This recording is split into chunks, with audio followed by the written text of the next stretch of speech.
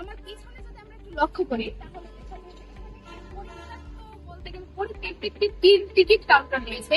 এটা বিগত 10 থেকে 15 বছর ধরে পরিত্যক্ত অবস্থায় আছে। সেখানে হচ্ছে এখান থেকে টিকিট আদান প্রদানের কথা, কিন্তু সেখানে আদৌ টিকিট আদান প্রদান করছে না।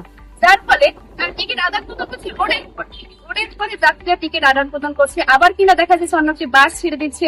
এই জন্য একটি মানে ভোগান্তির একটা চরম পর্যায়ে উঠছে।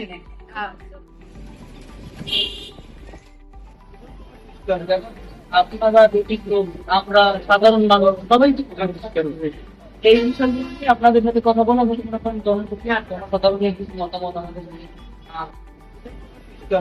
মানুষের রোগ শোক বেড়ে যাচ্ছে, কাশি, চুলকানি, ঠিক আছে, ডাক্তার বেটে খেলেও কাজ হবে না যতক্ষণ পর্যন্ত পরিবেশগত ময়লা দুর্গন্ধ সমাজ থেকে তুলে ধরা না যাবে।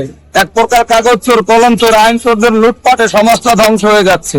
সব কথা বলে না, টেবিলে টেবিলে ঘুষ বাণিজ্য চলছে, একজন একজনকে টাকা দিয়ে কিনে নিচ্ছে। কিভাবে মানব সেবা? এখানে দেখা যাচ্ছে যে ময়লা আবর্জনায় রাস্তাগুলো জর্জরিত, রাস্তার অর্ধেক সাইড পুরোই ভেঙে গেছে। আর অর্ধেক পাশে মানে যাত্রীদের জন্য যে বাস, সেই বাসগুলো রাখা হচ্ছে, যার কারণে রোড আরো সংকট হয়ে গেছে। একটা সাথে আরেকটা গাড়ি লেগে যাচ্ছে, যে কোনো সময় একটা অ্যাক্সিডেন্ট হয়ে যাচ্ছে। কিন্তু এখানে আমরা খেয়াল করে দেখতে যাবে প্রশাসনের নজরদারিতে আমরা এখানে জোরদার জানানো, তাদের একটু যে কড়া নজরদারি এখানে দিলে আমাদের মনে হচ্ছে যে এটা অতি দ্রুত সংস্কার করা সম্ভব। তাই আমরা অনুরোধ জানাচ্ছি যেন তাদের এখানে করে একটা নজরদারি করে এবং এই রাস্তা সংস্কার সম্ভব হয়, এবং এখানে যারা ভুক্তভোগী আছে, যাত্রী আছে, আমাদের মতো সাধারণ জনগণ আছে, তারা যেন এখানে স্বাচ্ছন্দ্যে এখান থেকে তারা যেন